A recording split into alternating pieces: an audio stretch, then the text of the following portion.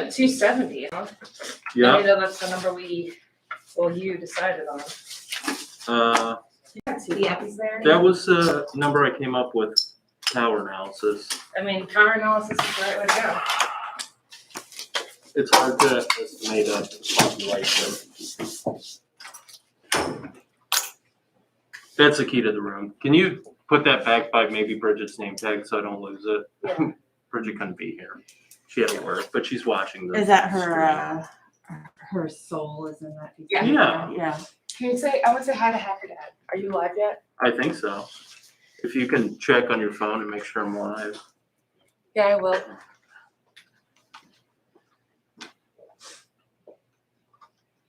If he wasn't in Utah, I'm sure he'd be here too. Oh, good. You brought the sheet. That's the one thing I forgot to print out. That's the one thing I got to print out. It's okay. Glad you brought it. You got it.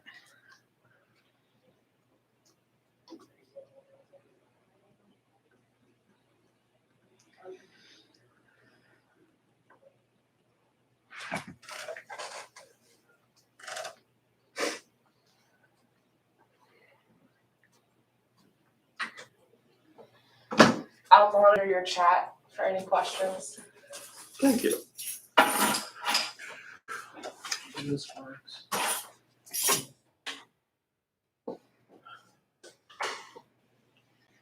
Brad, please forgive me. I do not know what today's date is. The 19th. Thank you.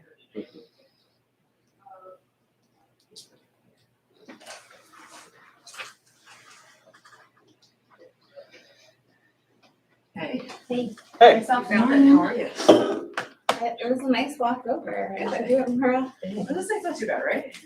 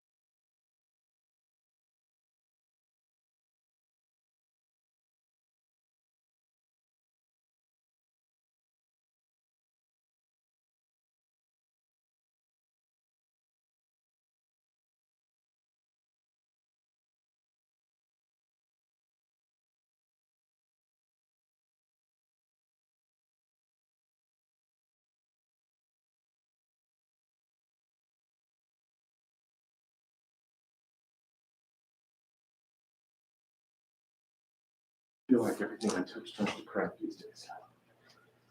I don't think that's true. Yeah, I suspect that's not. Huh? I suspect that's not completely true. Yeah, it feels that way. I know. Sometimes.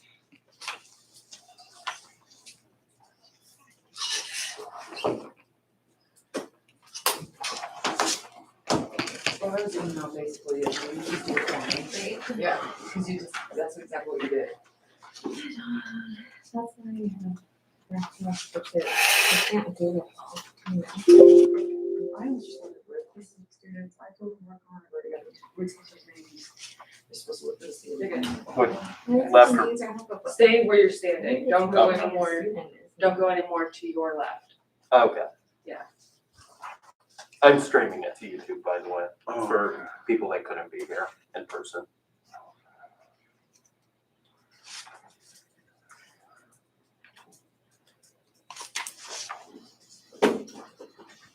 All All right, right, Well, everyone, yeah. good? yeah, Okay. thanks everybody for coming. Yeah, thank you. All right, so I'm Brock Warner, and the date is October 19th, 2021, and this is my master's thesis proposal, Perceptions of Human Augmentation Implants Among Biohackers. I'd like to thank my chair, Professor Nicole Hands, then my committee, Professor Rawls, Dr. Kate, and Dr. Damari, as well as Alyssa, and everyone in the chat. This is being recorded, so I should have it posted up later. The agenda for today is an introduction, significance, which includes the background and problem, an overview of the literature review, my research questions and hypotheses, methodology, and then time will be given for questions. So let's first take a look at the word biohacking. It is a portmanteau, meaning it's a word made up of two different words. So the term biology, meaning the human body, and the culture surrounding its modification, and then hacking, so the modern hacker culture. In the case of biohacking, this is seen as the expression of the hacker ethos as applied to the practice of body modification. But what does that really mean? It is taking technology, so RFID microchips, NFC magnets and LEDs, and subverting that standard in practice and using it for the purposes of body modification. So, for example, on the right here is an implanted LED that is harvesting 125 kilohertz RFID. That's just a typical ISO standard, and it's using it to power an implanted LED. So let's begin with some of the history. Now that we know what biohacking is, let's look at the history and then the forward trajectory of it. In 1998, Dr. Warwick was the first human subject study to be implanted with an RFID transponder as part of his research project, as part of his research study, Project Cyborg. In 2004, Verichip would be the only approved RFID implant for medical use. Remember this, it will come back up later, that this was the only FDA-approved device. 2013, Dangerous Things would build the first consumer NFC implant. And then in 2021, just this year, Dangerous Things would debut the first commercially available sensing magnet. So previously, there had been no off-the-shelf solution. Via the Wayback Machine, we're able to take a look at Dangerous Things storefront from 2013, and this is the first offered NFC implant. It was the XM1, 13.56 megahertz MyFair glass tag. And I'd like to point out, just discerning hacker here, I'll bring this back up later, the hacker half of biohacking.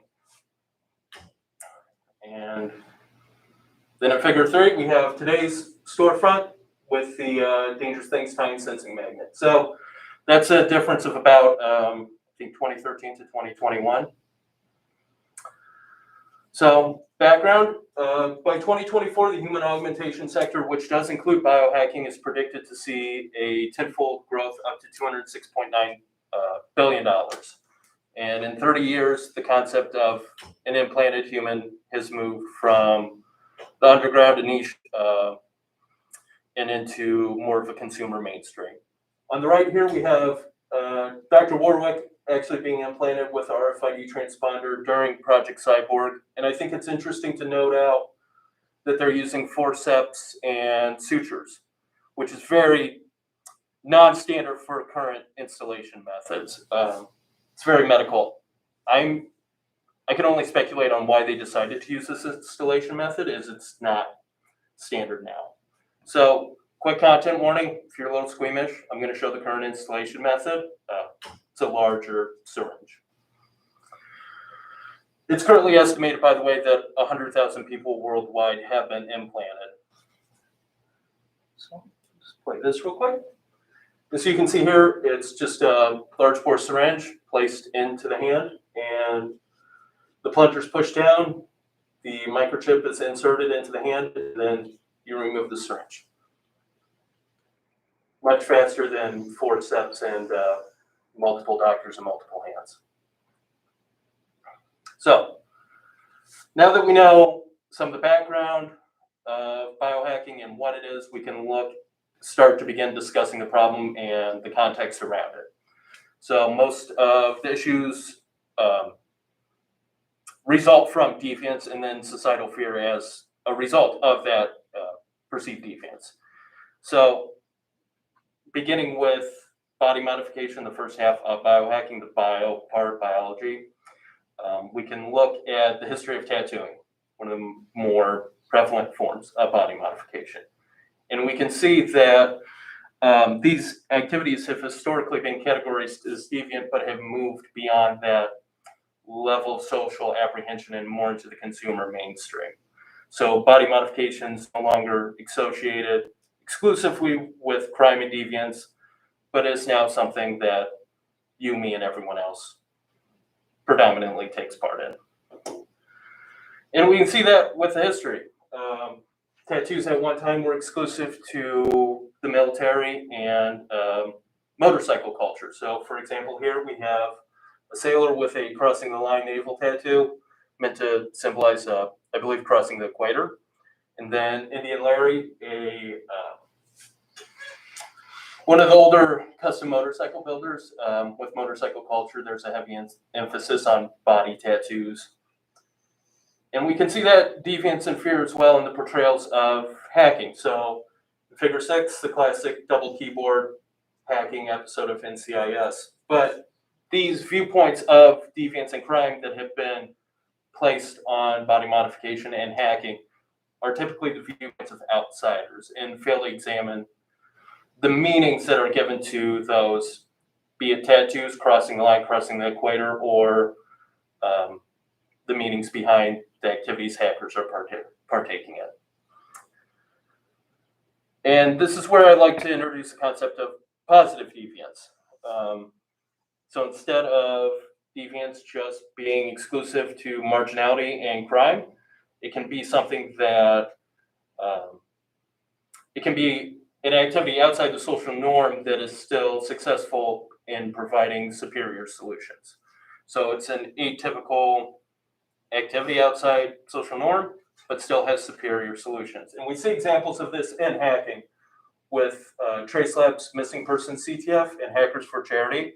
They're both taking the idea of hacking as being exclusively a crime-based skill and using it for to solve a unique problem. So finding missing persons or charity work.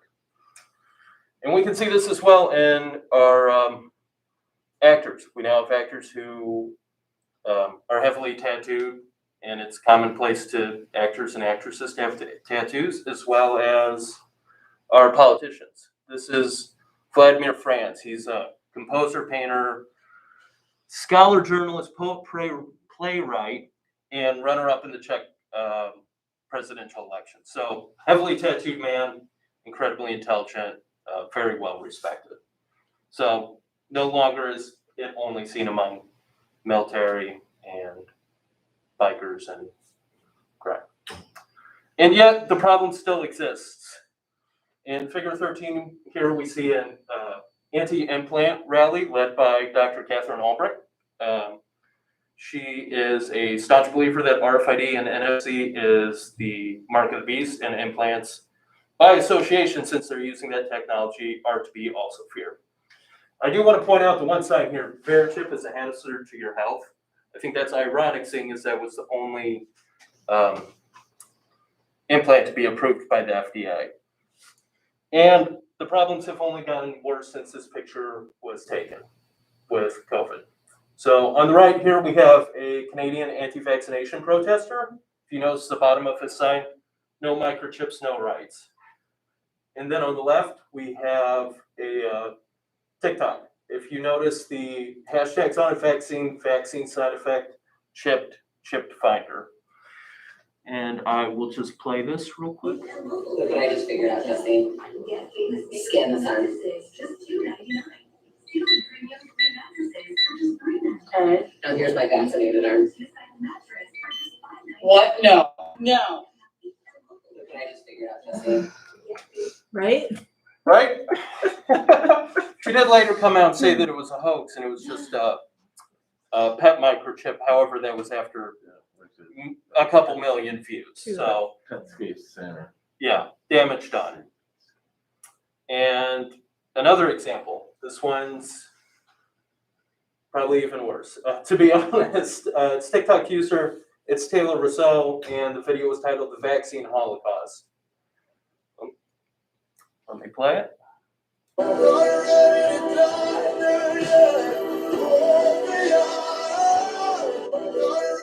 So you can see there's plenty of social media portrayals of microchips being associated to the vaccine with COVID now. And we can see this shown in Google Trends. Around April 2020, there's a market increase in the searches for microchip implants under the category of humans, probably attributable to COVID-19 and the vaccine. What isn't a new conversation though? Oh, Interesting. So you go ahead. April 2020. Yep. That's like 8 months before there even was a vaccine. 8 months before there was a vaccine, I would imagine it was talk surrounding the vaccine and microchips. It's not a new conversation, the idea. Yeah. No, I just Yeah. found that interesting. There was a, the conspiracy theory started around Bill Gates and in ID 2020, and the idea that we could track vaccine registration with quantum dots. It was an entirely separate research study, but the public perception of that was microchip implants. What isn't a new conversation, though, is Mark of the Beast.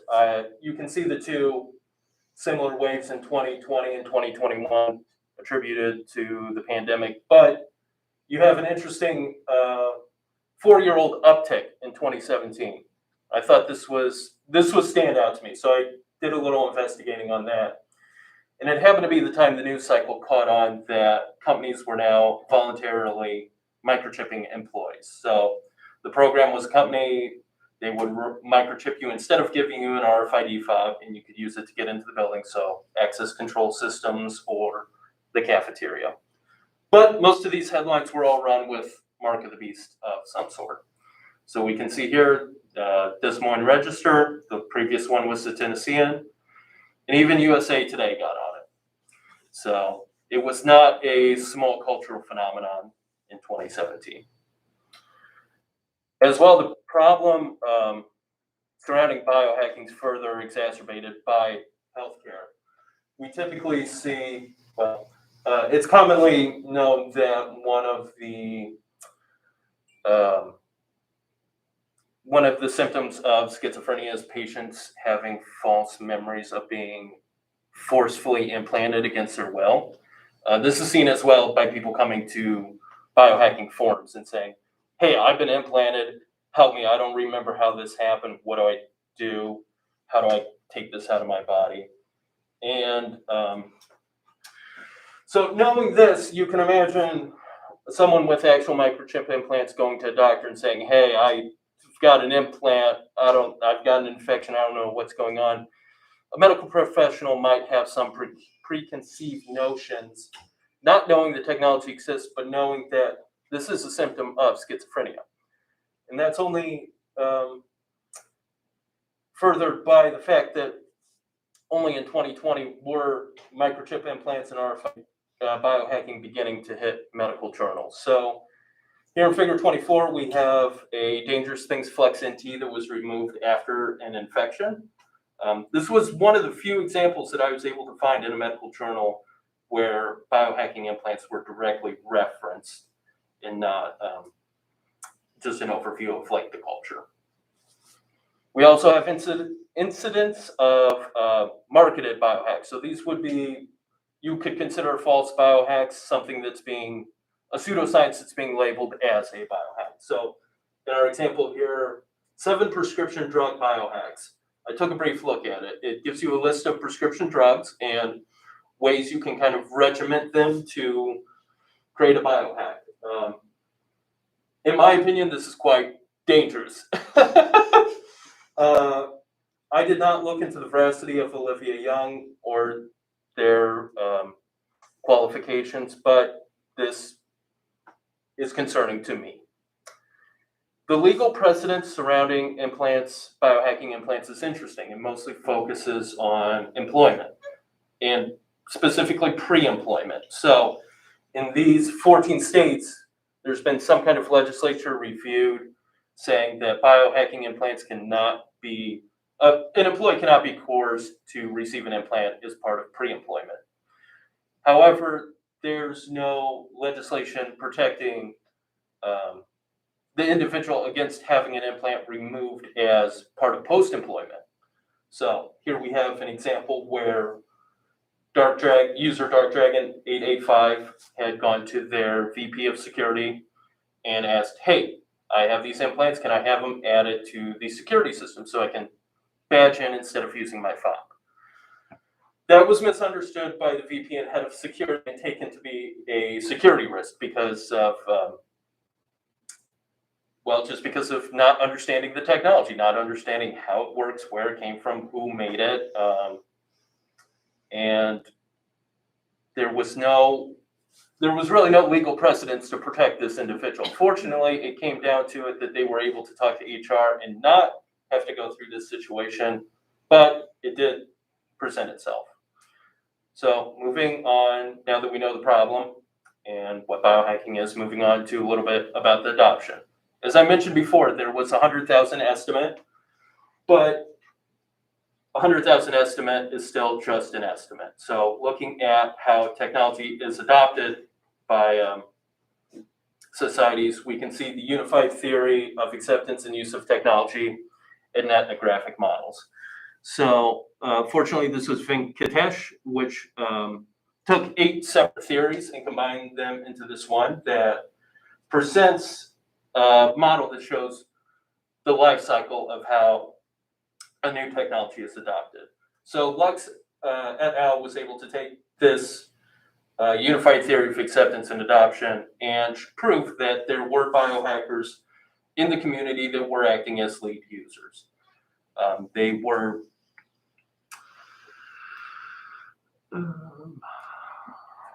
There were 4 constructs that needed to be met, so performance expectancy, effort expectancy, social influence, and facilitating conditions.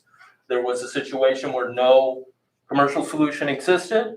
Biohackers needed to make their own. They had a high level of product expectancy.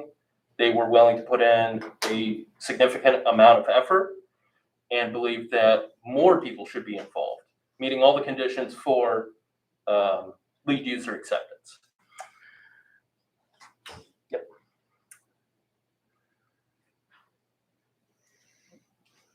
So now that we know that where biohacking is in terms of adoption, we're somewhere between lead user and early adopter. We can begin to take a look at the norms and values of hacking and then the motivations of body modification. So based on the research of Holt, Bossler, and Dr. Kate, we know the 3 main hacking constructs are technology, knowledge, and secrecy. Technology being the subversion of an intended use, so taking a standard and using it for something that wasn't originally intended. Knowledge, so needing a deep level of understanding to be able to subvert that intended use, and then a certain level of secrecy. So depending on the hack, it might require more hush-hush than others. And we see all this exampled in biohacking as well. This here in figure 28 is the peg leg, not peg lag, it's a typo. And this is an implantable file server that was created by Casix. And what this is a Raspberry Pi that is running a file server that has a LiPo added to it and wireless charging, all within a body safe coating. Now, this requires a certain level of knowledge of the technology and the medical half of it, and making sure that this product is still body safe. And again, you're going to need somewhere to work and implant this. It's not going to be something that you can just go to a tattoo shop and do. So you're probably going to need a level of like, you need to know who's in the know, basically.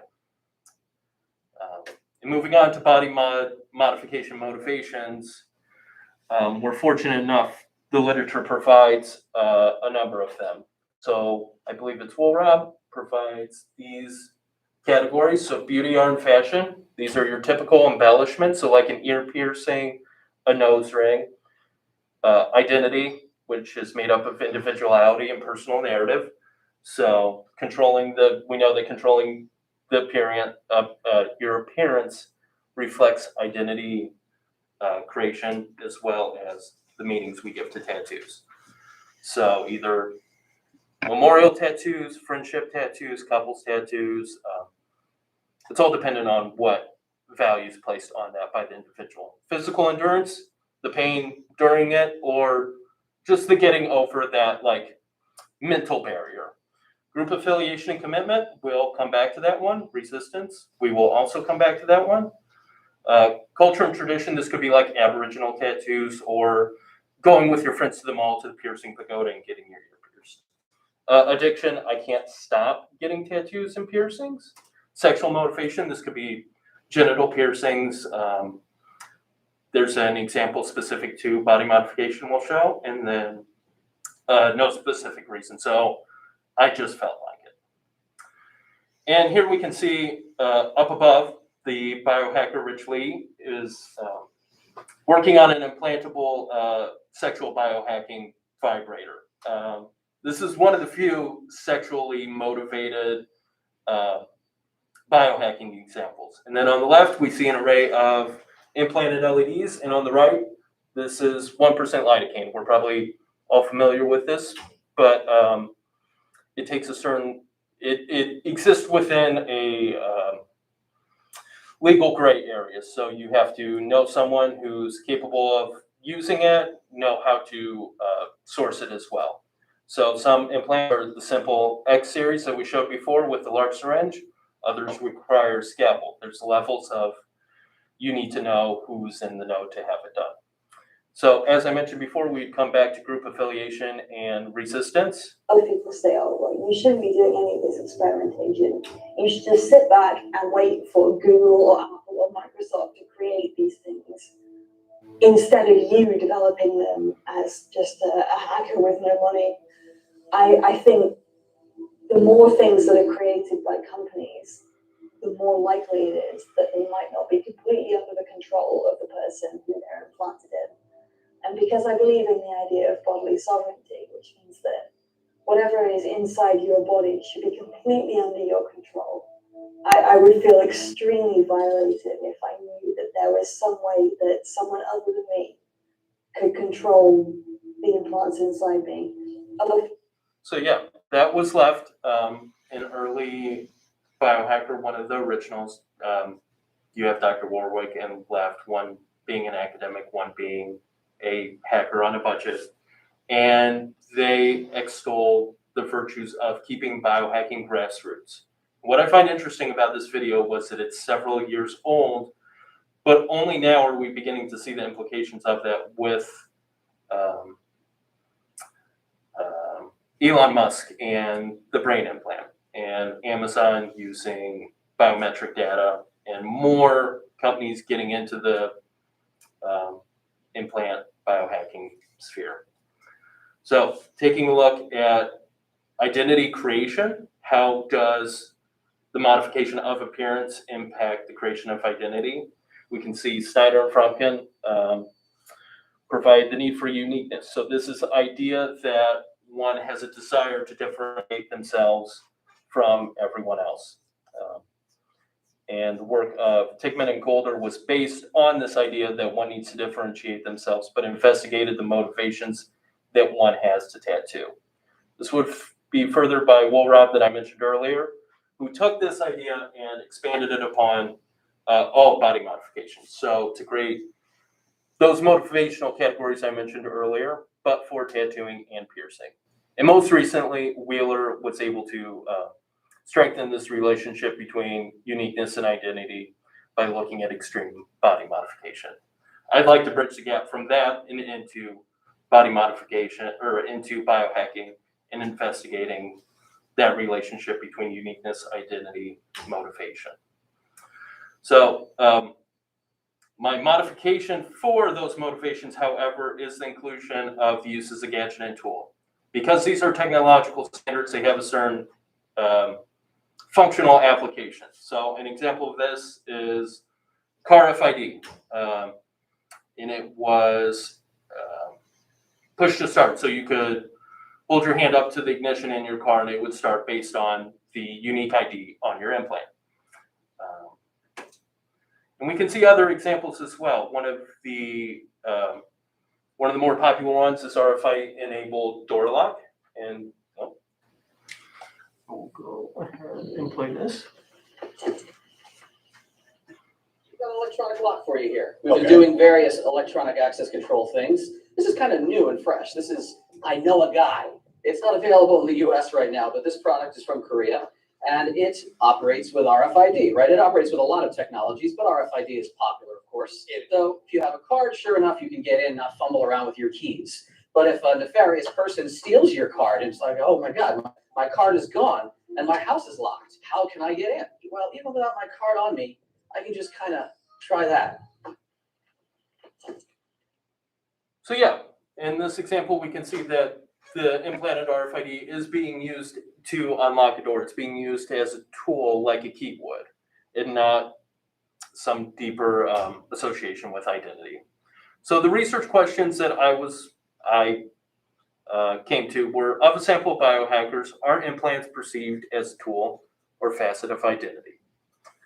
My hypotheses were that implants were neither viewed as functional tools or functions of identity, were either viewed as some combination of functions of identity and functional tools, or were viewed as either a function identity or functional tool. So for your hypotheses, Yes. are we waiting till the end? I guess I didn't. You No, didn't go say. for it. Yeah, please.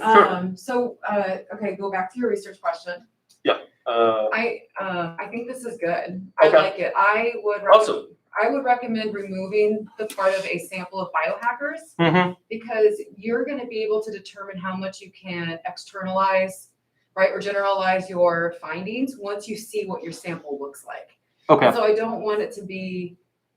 I think instead just say the research question is, how do biohackers perceive implants, or do something along those lines rather than quantifying it from the beginning, because I don't want you to limit it to as if you just have a sample, right? As if you have 5 people. But you're going to know that, right? Once you get your data back, then you're going to be able to say how much can generalize. Mhm. Okay. Yeah, and But otherwise, I think I'm okay with the question. Awesome. I don't know. I knew going in that because biohacking is niche and a smaller sample size, my generalizability was going to be reduced.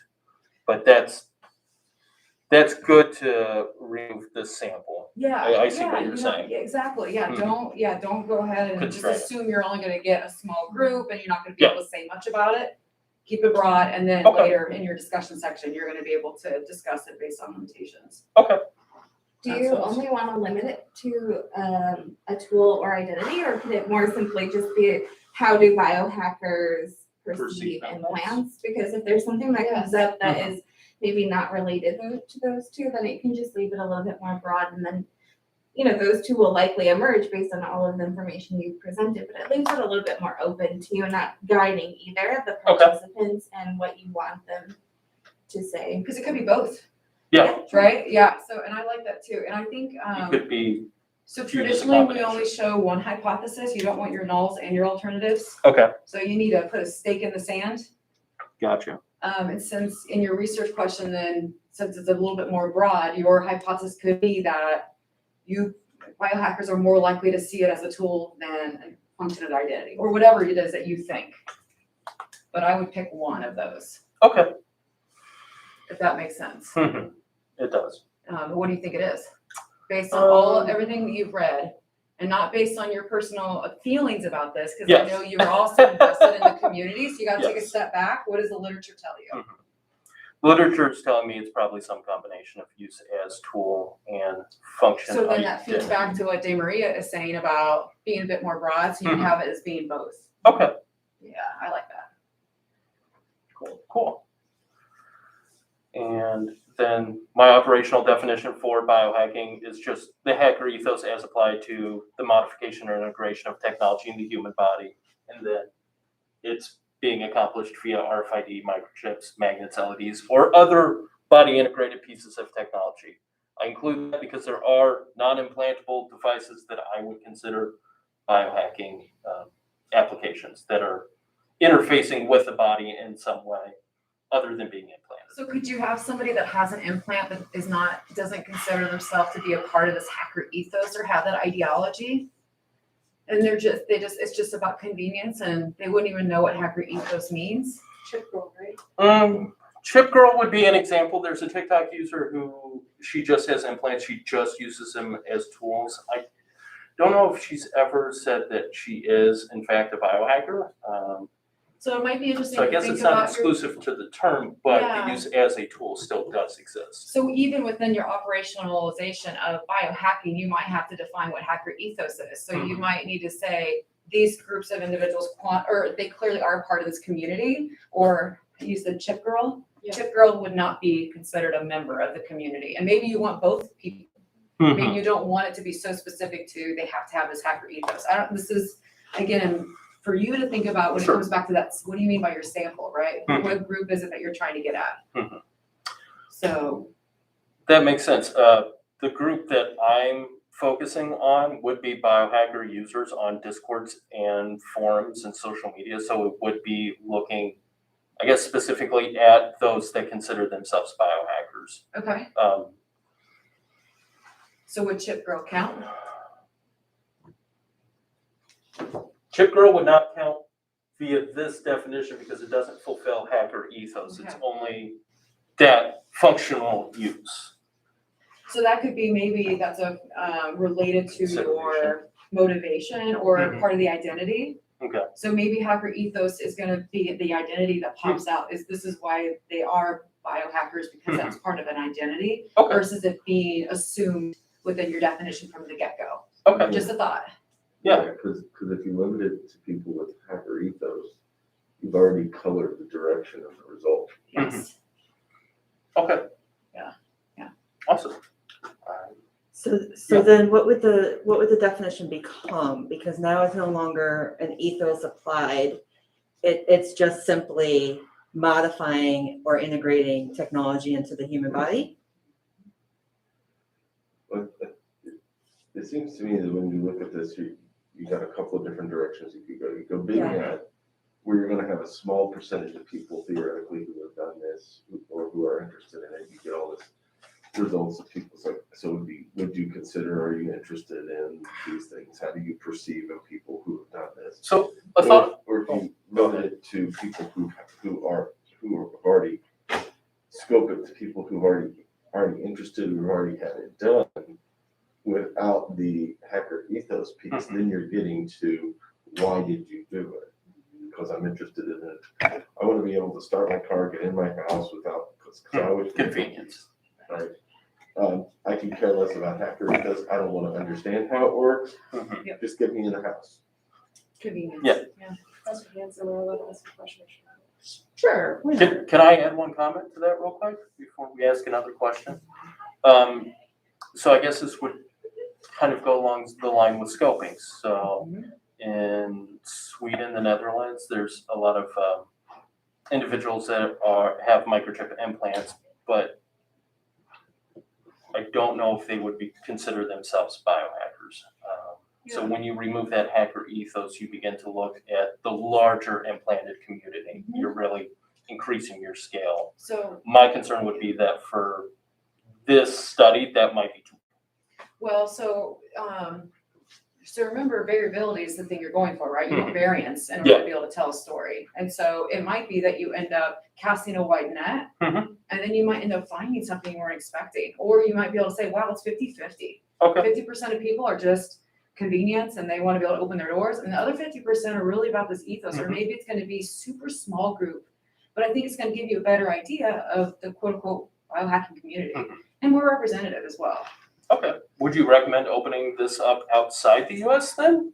To I don't include think- those regions? I don't think that's necessary. That Okay. again is your scope. It Gotcha. depends on what it is. What is the reason for excluding people not in the US? Mhm. Or do you just ask a question of where are you from, and then Yeah. you can pull the subsets of the data? And we did have this discussion. You had some concern, which was The why you concern didn't was- want to ask. The concern was IRB approval, having it be respondents outside the US. If you just open it up, I Okay. mean, that's the internet, right? When we collect data from the internet, God knows where it's you don't know coming where from. they're coming from. So more concerns would be legality. Mhm. Do you want it to be in a place where maybe there's consistent federal regulation or the FDA, whatever, it could be something along those lines if you believe that might have an impact on the community. That tends to be when you are more likely to scope it to Mhm. just a certain place because of maybe concerns. Like when I collect my data, I want everyone to fall under the same laws Gotcha. because there's other Right. places where we don't have laws, and so it'll bias the data. Okay. But there's no way to guarantee that only those people fill out your survey, so you have to do some analysis on the backside. Yeah. So one of the requirements of my survey was that the person did need to have an implant. Yeah. That was one of the first. I think it's a great question. Yeah. I think they should, right? Mhm. Yeah. That's a good filter question. Yeah, that's what, go ahead. Yeah, sorry. It's about your hypotheses, and I know Dr. Kate mentioned that you need one. Mhm. But it was pointed out, and I agree, that the identity of being able to do something is in the hacker ethos. So it's function, having the function to be able to do something that others cannot is part of being a hacker. Would Chip Girl fall into that? And if so, how are you going to differentiate? Because both parties are using it as a function of something. So both parties are using it as a function of something, but would Chip Girl fall into the category of hacker? Yeah. That's the question? Yeah. Okay. I think that would depend on who you're asking. Personally, I would place her under the category of a hacker. I don't think she would realize that she is, but that use of technology and functionality in a way that others aren't is, as whoever asked that question said, part of being a hacker.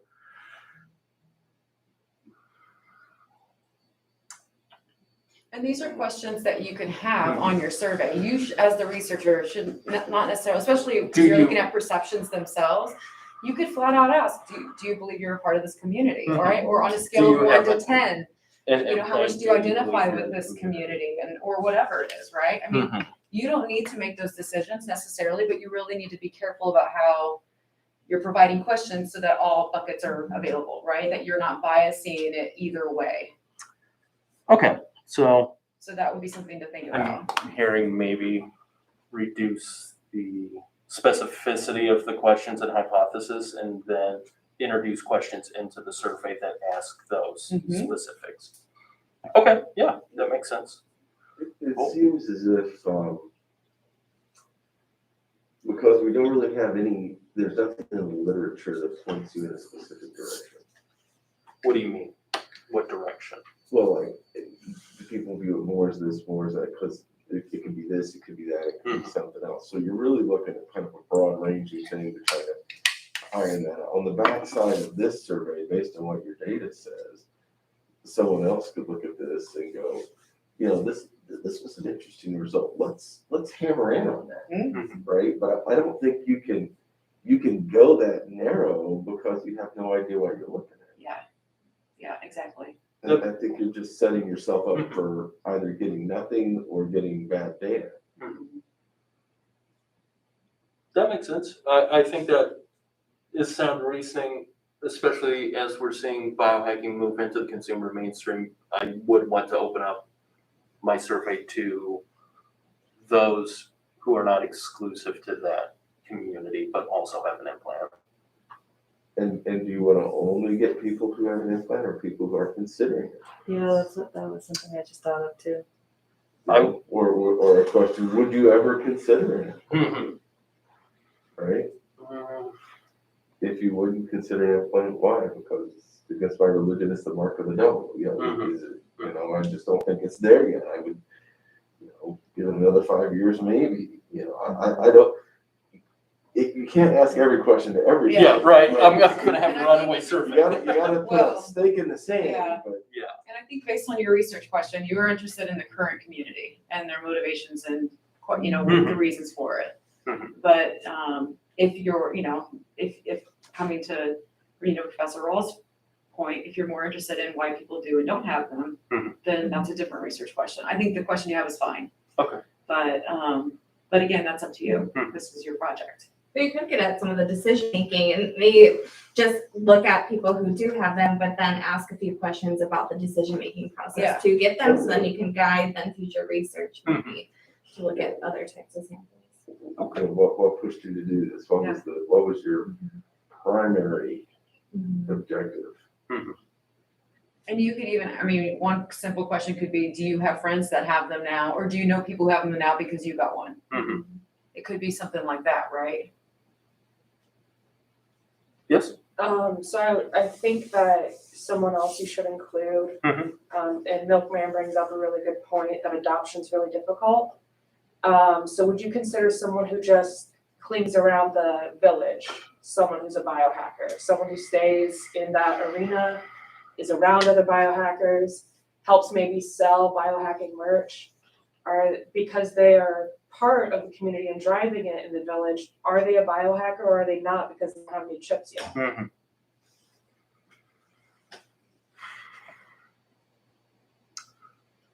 So I think having a chip introduces a certain level of commitment and group affiliation, which is one separate different motivation from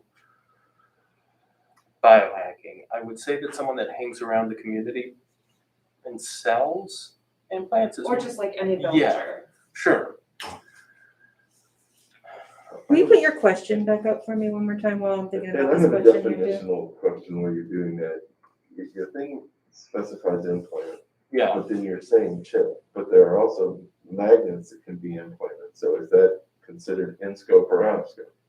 Implant would be anything that's implanted. So microchips, magnets, LEDs all fall under the Okay, category of that's biohacking all- implant. So Yeah. that's all in your scope? Yep. So when you said chip, that was just short for anything? Yes, yeah. Okay. If you look at the survey, I actually list all the different types of implants. Right, So, right. yeah, That's why I was asking the question, Sure. because you both said chip. yeah. Well, some magnets are chips, and something, I don't know. Yeah, It's all- some they're all magnets, chips. some magnets are in, In the vernacular, they're all chips. Yeah, in the vernacular, they're all chips. Okay. I fine. think, and help me out if I'm wrong here, but I'm looking at your question. And you're looking at the perceptions, because you're really interested in identity construction. That was the core sort of motivating construct for you in doing this research, was like, Correct. how does this relate to Yeah. defining a human being and who they are? And so I think that in order for you to be able to have buy-in to say, this is a piece of my identity, you have to have it. Yeah, So I don't agree. know that we can open it to people who don't have it yet. I agree. I do think it does have to be people who have adopted this technology in some way, shape, or form, in So- order for you to answer that question. So should it be not a sample of biohackers, but a sample of chip recipients? Because whether or not they identify themselves as a biohazard, not That's a biohazard. Freudian slip. That's a different one, yeah. Well, how many times do I heard the word biohazard? Well, I think, as a biohacker, the comment you just made about people, are they in scope, out of scope? Well, do they have one, an implant? So it's really a sample of people with implants. Are they perceived as a tool or as a facet of identity construction? Does a Centera user count as a biohacker, Yeah. yes. in your definition? My operational definition of biohacking, it would count as its body integrated, but not Okay. necessarily implanted. It's a strappy thing. It's a wearable. It's a, Cyborg Nest Centero is a wearable that uses haptics to tell you when you're facing north or So- when you're facing your house. So coming back, because we don't have a lot of time, your method No, we section is the don't. most important. So this is why I struggled reading your document. It's because your operationalization section is like two things. That's where your scale should be. Okay. So this is how I'm defining it, and then this is how I'm measuring it. And so I wanted Cronbach's alphas. Mhm. Like, how do I know the scales that you mentioned in here are any good? Like, are they good? Are they? So adding Like how the scales are graded into you said the operational definitions? Yeah, so this Okay, is how it's gotcha. operationalized, and this is how I'm actually gonna measure all of these things. And I think that would have helped you break apart, like, you're gonna have to measure hacker ethos. Mhm. How are you measuring that? So Okay. all of that should go under operationalization section, is those specific scales. And then the scales you mentioned, you talk about modifying them, you need to tell us, like, if there's 30 questions, I only included 18. Mhm. Here's how it was modified. Like, you should be breaking it down, because again, it's all about replicating it in theory. So somebody else could take the same scales you did, see how you broke them down and changed them, and then be able to use them. But the Okay. scales you provided, are they good? Mhm. I'm asking you. Oh, you're asking, are they Yeah, do good? they have good Cronbach's alphas? Mhm. Do you know what they were? I would have to go back and look specifically at what they were. Make sure they're I good, will. right? Mhm. So if they claim that they're measuring what they're measuring, and we need to see what those Cronbachs are. Okay, I've got the how the scales are processed and the grading of them. I just don't have it under the operational definitions. Okay. It's included in the scale in the appendix, so I can move that up and add that in. Okay. I will be using snowball sampling. I'll be purposefully soliciting from Biohacker and Grindr social media. This is I'll come back to grinding social media and forums in a second. But I do recognize that the small potential sample size may impact the overall generalizability. My delimitations, I'll be using quantitative data. The study will only focus on individuals who have biohacking implants. I will be going back and taking a look at that after the questions. Only in terms of human subject studies. So I'm not looking at like you microchipped your pet or anything. Your cat's not a biohacker. Your cat's not hacking anything. Well, maybe they are. Anyways. The internet. Yeah, right. Yeah. So I did include grinding. It is a subset of biohacking.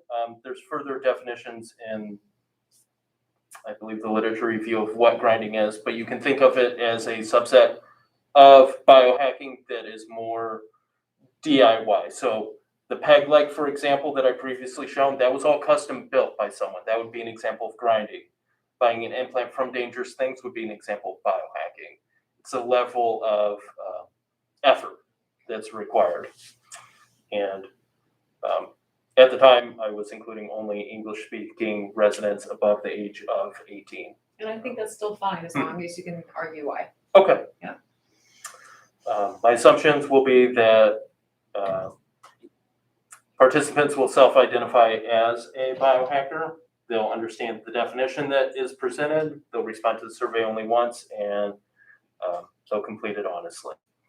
So for the survey itself, I will be including the survey, by the way, for those with the paper copies in the appendix, but for those in the stream, I'll be including questions regarding demographics, so age, residence, gender, sexual orientation, highest completed education level, employment status, as well as the person's history of body modification. So what other tattoos and piercings do they have?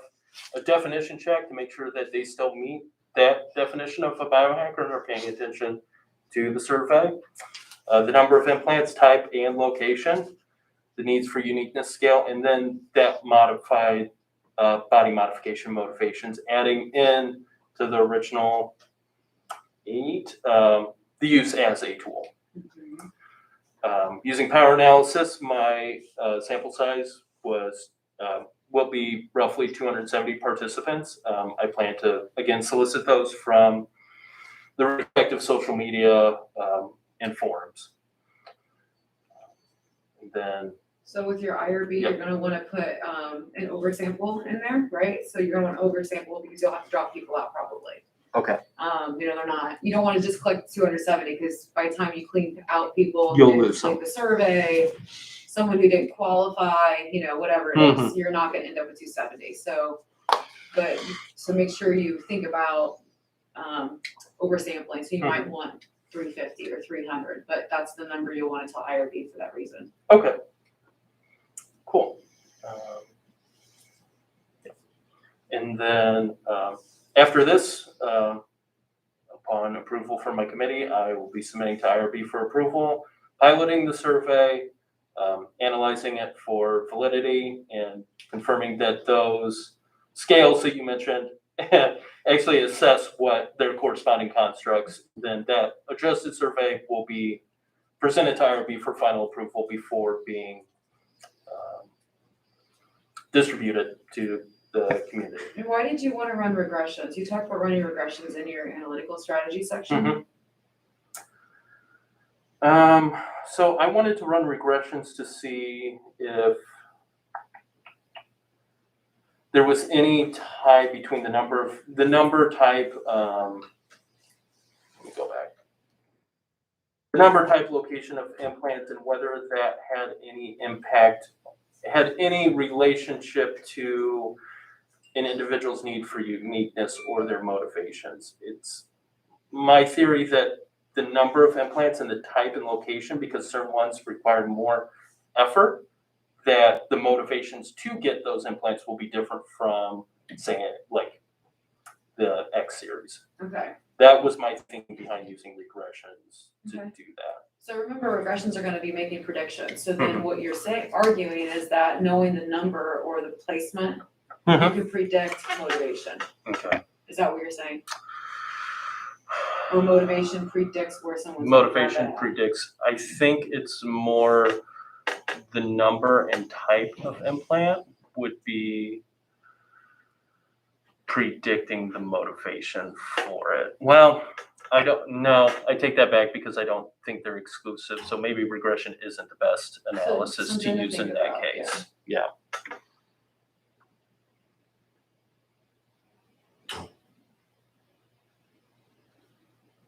Okay. Otherwise, I mean, simple correlations are going to give you some great information, right? I mean, that's okay. Okay. This is very descriptive in a way. So I think descriptive statistics is going to be your friend for this. Yeah, I think that when we were talking with this stats consultants, that like we had largely settled on correlational relationships here, because we're not going to be able to make predictions about directionality or causational relationships, those kinds of things necessarily. Let me go back and check my notes. That may be a misinclusion then, but thank you for pointing that out.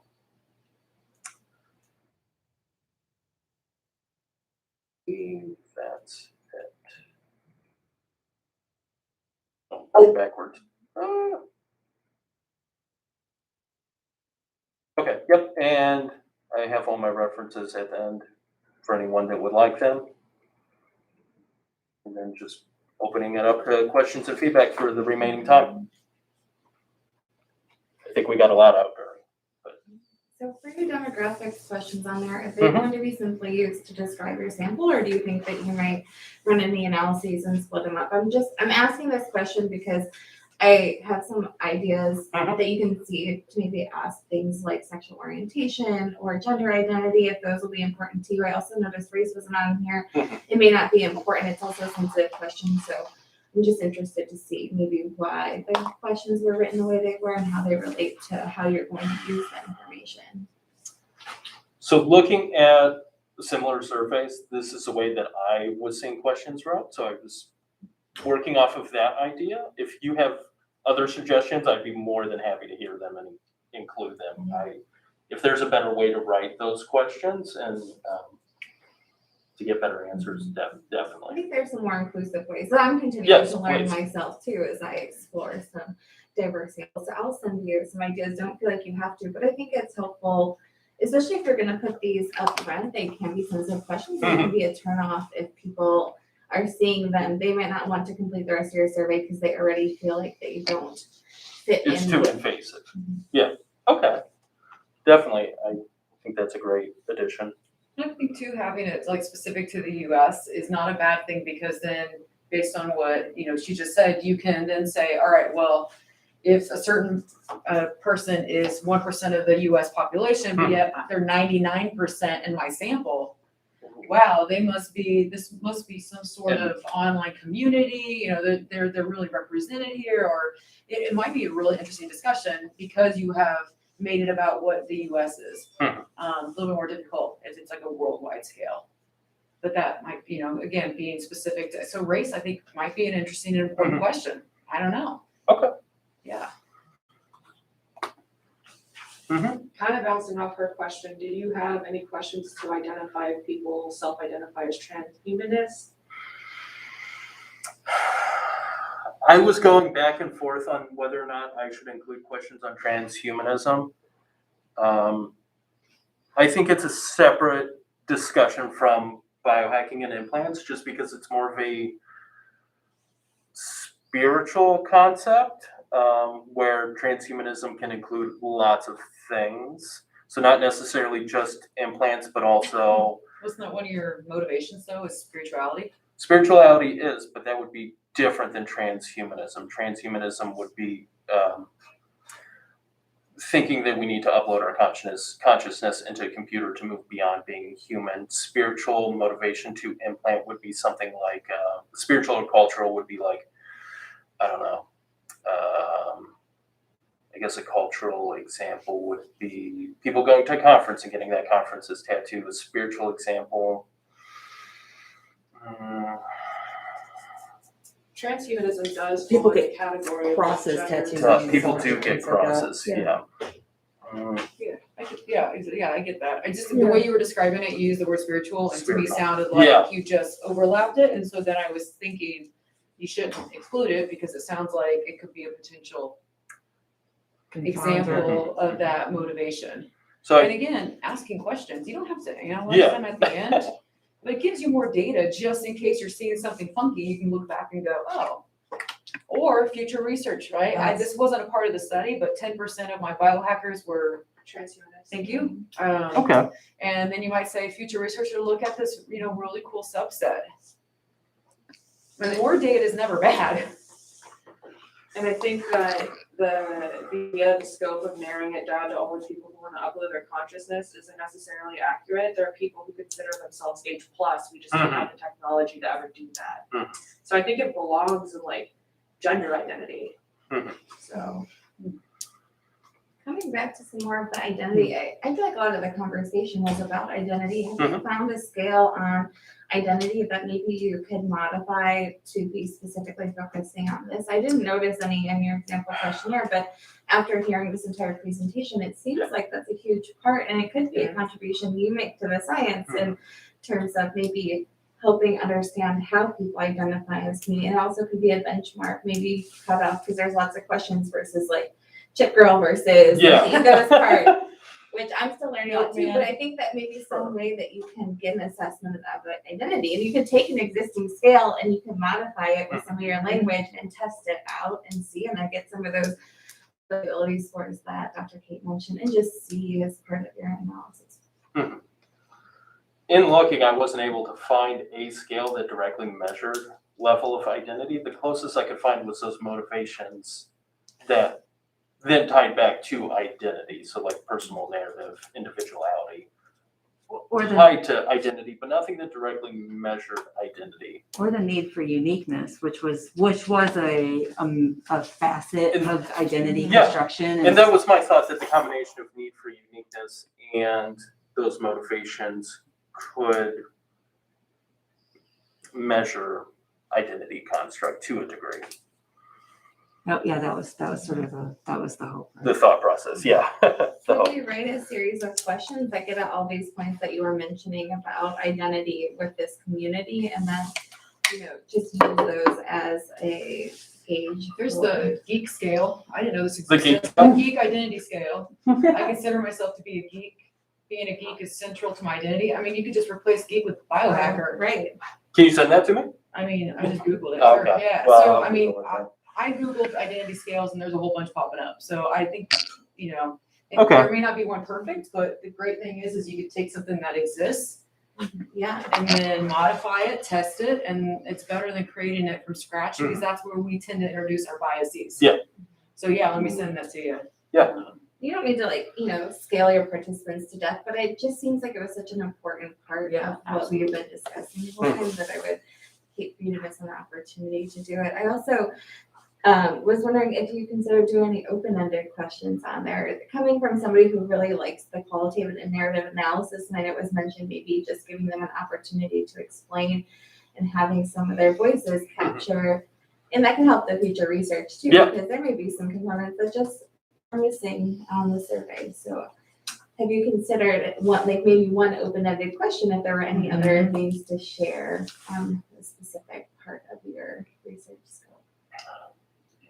Yeah. I if feel like there's there was a something- reason that the stats office had advised against that, but I see the value in that. I'm looking for the thoughts of the community that are not an outsider opinion, so to get those direct feedback's important. I think Dr. Kate's comment about how you can collect data and not have to analyze it, like you can have that qualitative data that, But not necessarily have to analyze do a mixed methods sort of thing to deal with qualitative and quantitative.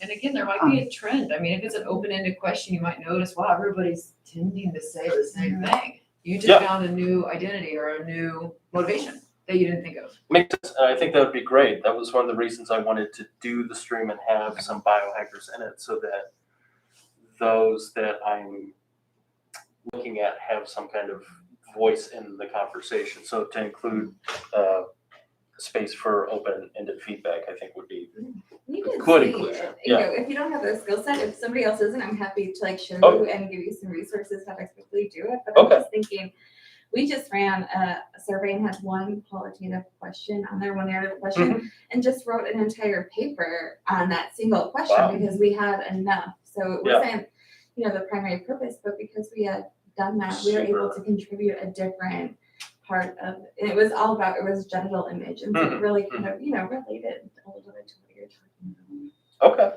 Yeah, definitely. I'll want those resources. Yeah, sure. I'll shoot you an email. Is there any other questions? I don't think so. Okay. Thank you, everyone in the stream.